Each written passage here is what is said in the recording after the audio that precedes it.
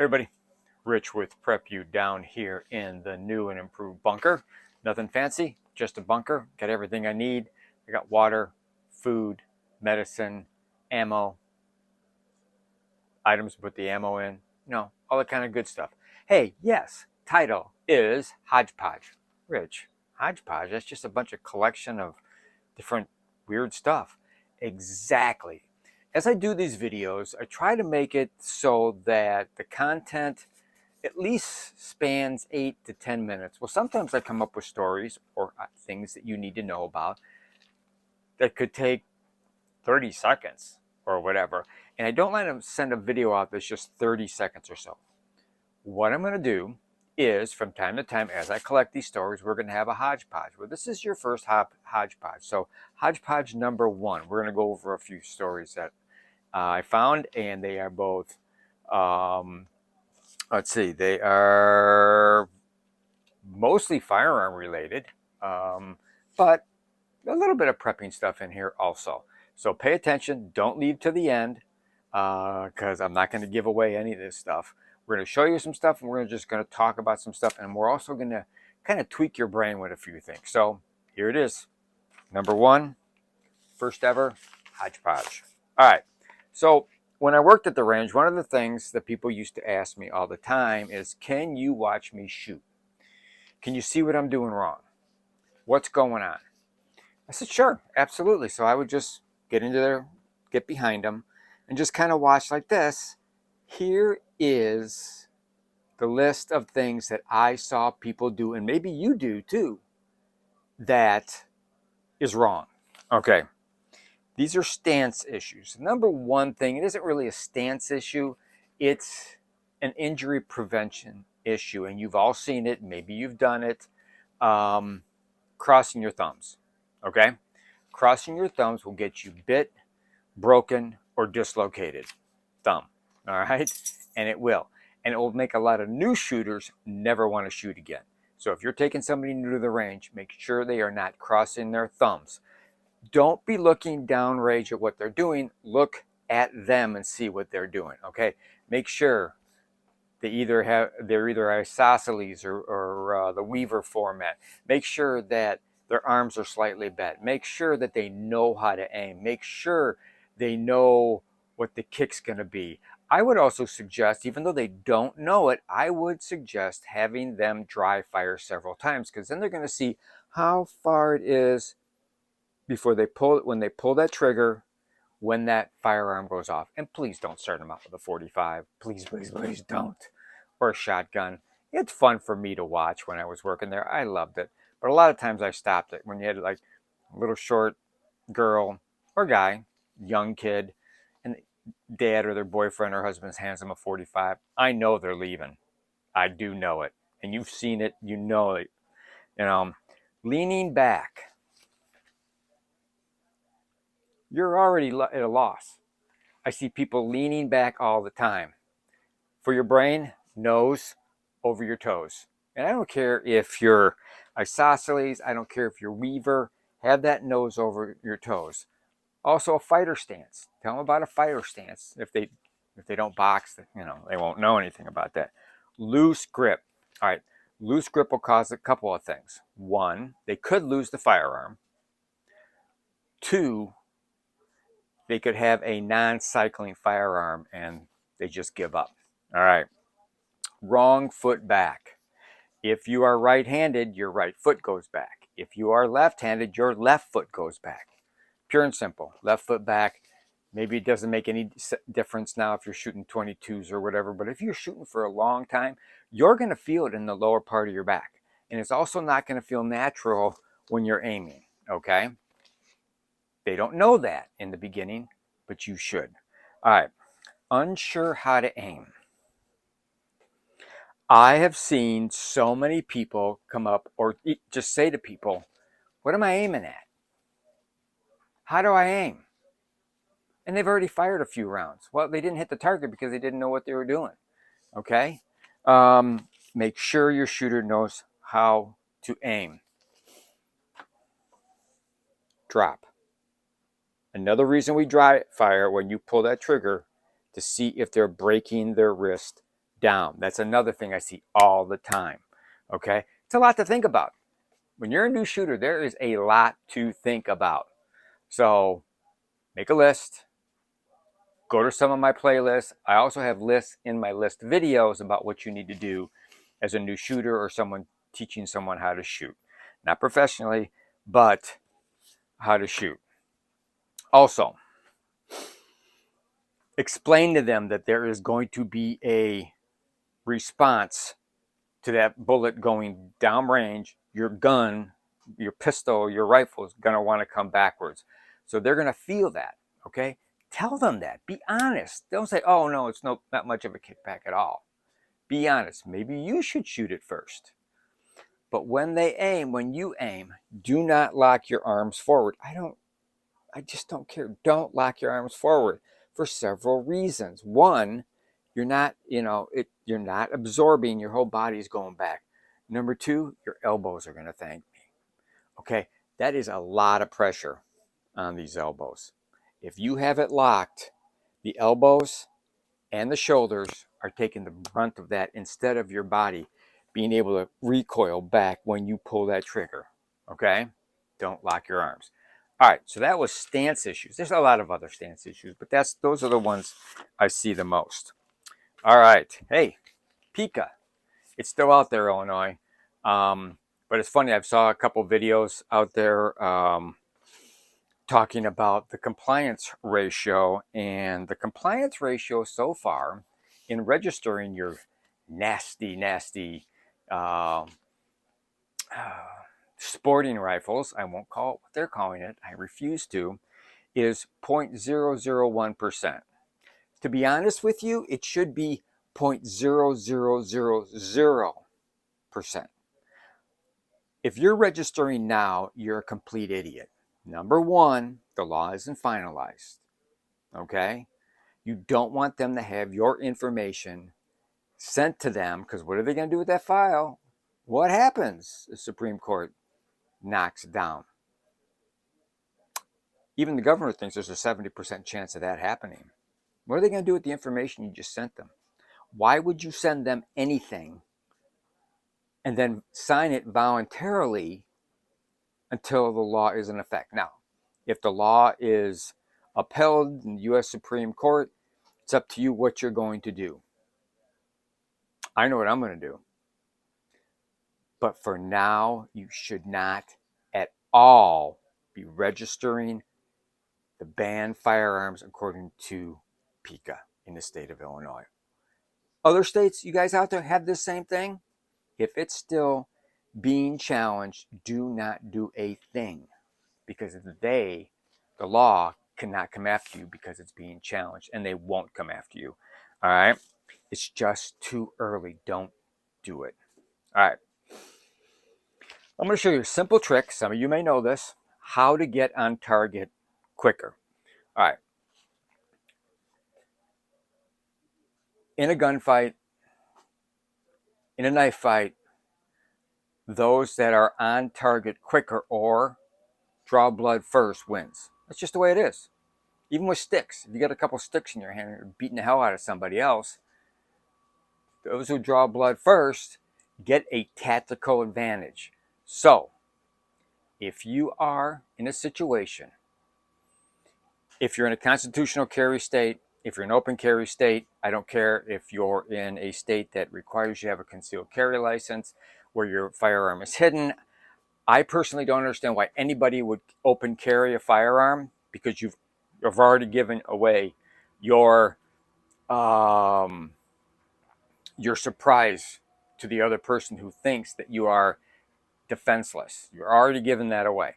Those of you that have concealed carry license, if you aren't carrying all the time, you're crazy. If you're not training all the time, you're even crazier, and maybe you shouldn't be carrying if you're not training on a regular basis. But here it is, to get on target quicker from a holster draw.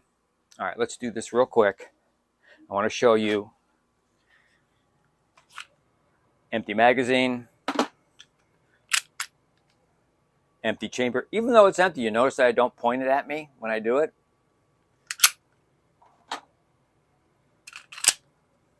Back on All right, some of you are saying, "Oh, wow, Rich, you carry in the back?" Yeah, I'm an old guy. I know some of you appendix carry, some of you side carry. Some of you might carry in a holster under a jacket or whatever. That's cool. Some people have jackets that you can do that. Um, but this is how I carry. I carry side, rear. Okay, this is how you're going to get a tactical advantage. And if the firearm's already drawn on you, and this is why I like it back here, and they say, "Give me your money." Well, where's your money? Your money's in your wallet, and your wallet's back here. So that's why I like carrying back here. Another reason. Me making this move, they're expecting that move.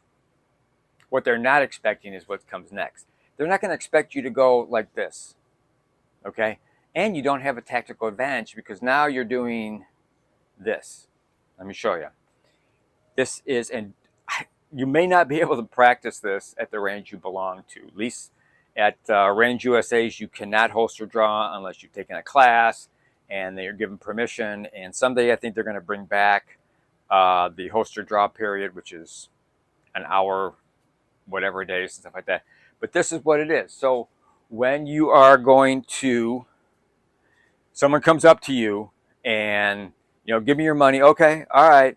And you're going to come back here and you go for it. Now I have a disadvantage. I have a shield, a 9mm shield that has external safety, which I have on it. I'm also left-handed. It is not an ambidextrous safety. So what I have to do is I pulled up. When I pull out, I have to lose control of my firearm shortly so I can do that. But what you're going to do, you're turning here. And then as you come up, you're on target the whole time. So if you think they're going to fire, you can send a round downrange or downfield right off the bat. And as you come up, both eyes are open. You have to train with both eyes open. 2 reasons. You want to keep an eye on him, and you want to keep an eye on here. Plus, you want to watch your peripheral. You close one eye, you lose one peripheral. What if he's not the only person? So, if you have a firearm like a nice Glock that you don't have to worry about a safety, it's like, whoa, okay, all right, let me get my wallet. It's up. You're already, you see, you're already on that target. You're not bringing it up like this. Or what I see in the range all the time is this. You are coming out of your holster and you are instantly turning. Finger is on the trigger now. And you're coming up. First of all, the surprise that the guy's going to get that you didn't go for your wallet, you went for your firearm, is going to surprise him. He's going to give you that second, okay? Person coming to rob you is not a trained firearms person. You are, and that's why you have to train. So that's how you're going to get the drop, and you're also going to get a little reaction time from the other person. And personally, I wouldn't wait. He's already drawn, or she's already drawn on you. I'd drop him.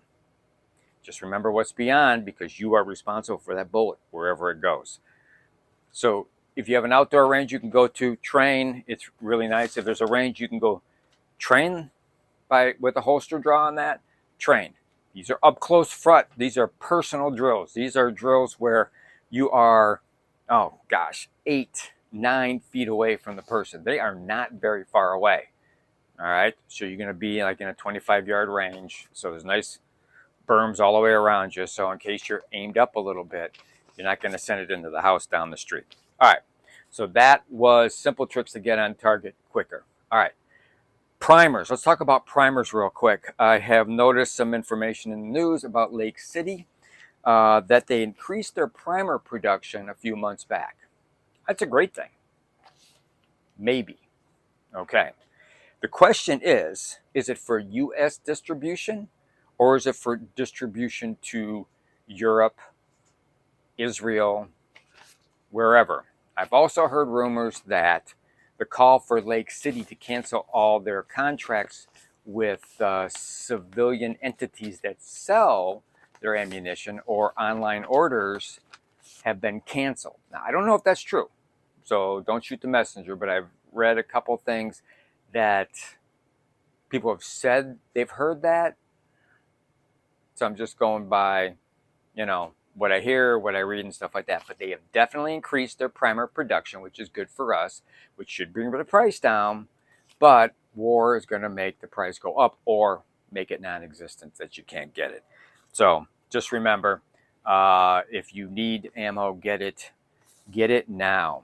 All right, here's one that I've learned about a long time ago. I used to be a member, or I used to bank with Bank of America, but I did a couple firearm purchases, or shall I say, tried to do several firearm purchases, and my credit card with Bank of America declined them, which I went to my local branch and they said, yeah, Bank of America really isn't cool on, the Second Amendment and all that kind of stuff. Now, this is quite a few years ago, but I said, adios, see ya. You're not going to miss me. I think I have like $2,000 in your bank, but you're not going to miss me. But maybe if enough people leave, then it will hurt you. But buying with a credit card is dangerous. You should always buy your firearms and your ammunition with cash. Yes, I know, right? I know what you're going to tell me. But Rich, there's a 4473. Yes, there is a 4473, but that's supposed to be federal information only. You're using your FOID card. Yes, but that's supposed to be a state police information only, whereas the credit card companies, they are tracking 2A sales. When credit card companies, and this is how you get your credit card bonuses and stuff.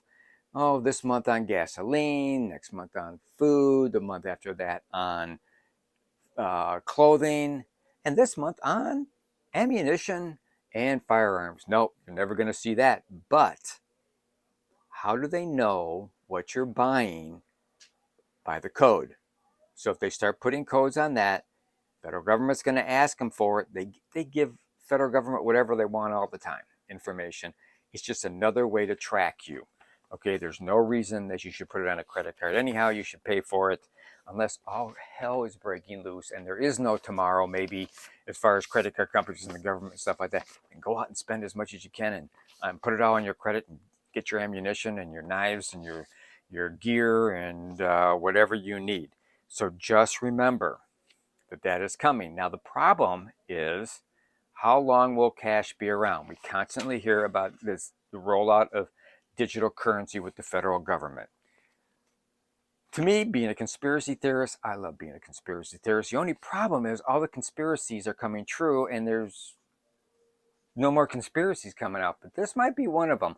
Although even the Federal Reserve has talked about digital currency where you'll be paid digitally. Now, is that nice? Sure, you get your money right away. You don't have to worry about checks. You can use it and stuff like that for whatever you want, but maybe you won't be able to.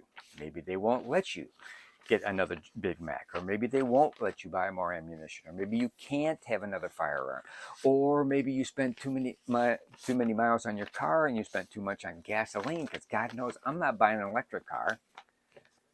Ask Toyota about electric cars. They don't even like electric cars. And I think some of the other big automakers don't like electric cars either. They're all catching on fire, So, but digital currency, the conspiracy theory on that is that they'll be able to shut your account down, take your money away, keep you from buying stuff. You know what? They have no business knowing if you bought a Kit Kat or a Payday or a banana or orange juice or whatever. They have no business, and with digital currency, they'll be able to track it. So, what do? Well, you hear all these commercials on TV for cash, silver, and gold. You should have cash, silver, and gold anyhow in your repertoire of prepping. Oh, there's your prepping thing. You should have multiple different ways to pay for things. Okay, and like I said, fractional gold is really good. If you've ever seen fractional gold, I've got several of them. I'm not going to pull them out. It looks like a credit card, and it's sectioned off pieces of gold. It's 1 ounce of gold, and it's fractional, can be broken off. Silver, you can buy it 1 ounce, 5 ounce, 10 ounce, 20 ounce, 50 ounces. I've got papers falling all over the place. So make sure you have the, other ways to spend things. The other problem with digital currency is there won't be money out there for you to do side work without them knowing. There won't be, tips will all be recorded, and stuff like that. So please do not buy your stuff on a credit card. All right, last thing, and this just happened over the last week, and it's why I really haven't put any videos out, because the last video I put out, my thumbnail sucked. And why did my thumbnail suck? Because I went on in my Microsoft number 11 home and went to the pictures thing, and I brought up the picture that I wanted to do for the last video, and I went to edit, and edit was gone. I couldn't edit. I couldn't make the cool titles. I couldn't make changes. I couldn't put colors on it. I couldn't do anything. So I went, what the hell did I do to my computer? We all feel that way when you can't do something on your computer. You, me, we must have done something. So I got a hold of Microsoft. I did the old chat thing, went back and forth, and there was a long delay with me chatting with the guy. And then he came up, he says, hey, let me control your screen. And I'm going, sure, why not? You can control my screen. You probably know everything that's on it anyhow. So he controlled it, and he showed me, oh, here it is right there. And I told him, no, that's not it. That's a different thing. That can make it larger. That can make it darker. That can make it different colors and stuff like that. I need the edit for my thumbnails that I can put stuff on it, like a title and colors and different formatting, and put two pictures together and all this kind of cool stuff that I like to do. Just, so people watch the videos, because it's kind of brings them in. Well, this video is not going to have any fancy stuff to it. Probably just going to say, I haven't figured it out yet, but it's probably just going to be a piece of paper that says Hodgepodge. Woo, exciting. Should have my granddaughter come here and she could color, put flowers on it and stuff like that. No, she's in Colorado. Anyhow, so long story short, the young lady that was on there, she goes, let me get back to you. So she left, and she comes back. She goes, it seems like you are not the only one complaining about the fact that Microsoft took out that picture edit out of their photo section last update. I went, that's really good. What idiot decided they didn't need it anymore? I can't imagine that took up that much room. It really didn't. It was not fancy. It was not crazy. It wasn't clip chimp. It wasn't anything, thing. Well, probably they wanted to force you over to clip chip, and a couple others, because those you have to pay for on a monthly basis. This other thing, it's kind of like what Teslas and BMWs do. If you want more range for your battery, you pay a subscription. Or if you want heat in your seat in your BMW, you got to pay us, and we'll turn on the heat factor. Believe me, I do not own a Tesla. I never will own an electric car or truck. I do not own a BMW. I own a Nissan Passat. When I got rid of my truck that got 8 miles to the gallon, the Passat gave me 32. Not the Passat, that's my wife's car. The Nissan Versa, excuse me. The Versa gives me 28 to 32 miles to a gallon, and I'm loving it, especially at over $3.50 a gallon. Anyhow, I digress. So that's why my thumbnails suck, but someday, hopefully, they'll come back and they'll be better with a new update from Microsoft. So there you go. There's Hodgepodge. Hodgepodge at its best. That's it. Thank you for watching. Really appreciate it. And that's about it. Video went a little bit longer than I wanted it to, but I think you got some great information, especially about coming on target quicker. We'll be doing more hodgepodges. We got a couple more videos coming up. We have an interesting video about China taking over the world, or the world's oceans. That's coming up quickly. So for now, as we always say, please be aware of your surroundings. Please have enough ammunition, medication, food, and water to shelter in place 3, 6, 9 months, or a year. Please have enough food, water, ammunition, and medication to bug out for at least 72 hours, and maybe a little bit more, so you can get to your destination, and where hopefully you have a cache there, or caches along the way, to save your butt. And please prep like your life depends on it, because it really does. That's it for now from my bunker. We'll talk to you later. Thanks for watching.